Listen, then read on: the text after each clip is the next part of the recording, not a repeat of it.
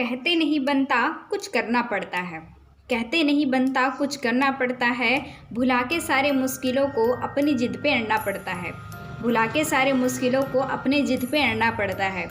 इतना आसान नहीं है सपनों का हकीकत हो जाना, इतना आसान नहीं है सपनों का हकीकत हो जाना, कभी दुनिया वालों से तो कभी खुद से लड़ना पड़ता है। Welcome to my channel never stop learning. Friends, क्या आपको पता है कि हम अपने कंफर्ट जोन से बाहर क्यों नहीं निकल पाते हैं, जबकि हमें ये अच्छे से पता होता है कि जैसे ही हम अपने कंफर्ट जोन से बाहर निकलेंगे तो हमारे सफलता के चांसेस बढ़ सकते हैं। चलिए हम एक स्टोरी के माध्यम से जानने का प्रयास करते हैं कि आखिर हम क्यों जानने के बावजूद भी अपने कंफर्ट जोन से बाहर निकलना पसंद नहीं करते हैं। चार्ल्स डिकेंस एक ऐसे कैदी के बारे में लिखते हैं जो कैदी काफ़ी सालों तक एक जेल में कैद था, काल कोठरी में बंद था। जैसे ही उसको आज़ादी दिया गया, यानी उसकी सज़ा जो है जैसे समाप्त हुई, उस जेल से उसको निकाला गया, उसको धूप में लाया गया, उसको नया माहौल उसको दिया गया।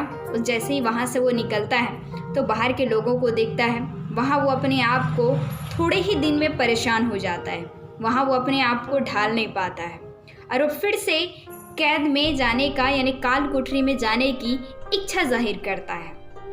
उन्हीं हथकड़ियों में वो बंधना पसंद करता है, उन्हीं चार दीवारियों में वो रहना पसंद करता है, वही सारे खाना खाना वो पसंद करता है, वही माहौल उसको ज़्यादा अच्छे लगने लग जाता है। क्यों? क्योंकि वो उसका आदी बन चुका है। फ्रेंड्स, ऐसे कई सारे ऐसे कैदी होते हैं जो उस माहौल से यानी काफ़ी साल तक अगर जेल में रहते हैं तो जेल में जैसे ही उसको छोड़ा जाता है, आज़ाद किया जाता है, तो उस माहौल में अपने आप को ढाल नहीं पाता है और फिर से अपराध करता है और फिर से अपराध करके उसी काल कोठरी में जाना पसंद करता है जिस काल कोठरी में वो रह रहा होता है। Friends, moral of the story ये है, यानी इस कहानी से हमें यही सीख मिलती है कि हम सब भी एक नए माहौल में जाना चाहते हैं, लेकिन क्यों नहीं जा पाते हैं? क्योंकि इंसान का स्वभाव जो है ना, बदलाव विरोधी होता है। हम जल्दी से कोई भी बदलाव को एक्सेप्ट नहीं कर पाते हैं, हम जल्दी से उन चीज़ को स्वीकार करके अपने आप को उस अकॉर्डिंग ढालते नहीं हैं।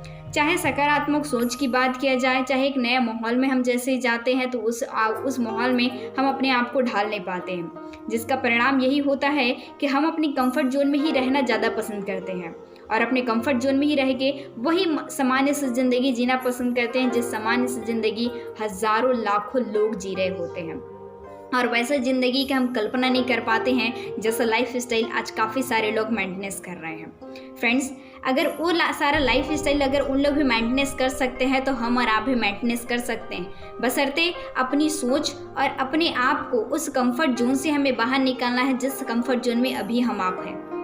तो फ्रेंड्स, कहीं ना कहीं हम सब ये चाहते हैं कि अपने लाइफ में ज़्यादा सफलता प्राप्त करना, ज़्यादा अचीवमेंट्स लेना, अच्छे लाइफ स्टाइल जीना।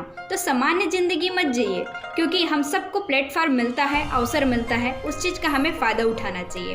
और सफलता मिलेगी कि नहीं मिलेगी, हम वहाँ रह पाएंगे कि नहीं रह पाएंगे, इन सारे निगेटिविटी थॉट्स को यहाँ से निकाल करके पॉजिटिविटी सोच के साथ एक नई ज़िंदगी की शुरुआत करिए। डेफिनेटली जैसे ही हम अपने आप को कंफर्ट जोन से बाहर निकालते हैं, एक नई ज़िंदगी की हम शुरुआत कर सकते हैं और हम 2 गुना सफलता अचीव कर सकते हैं।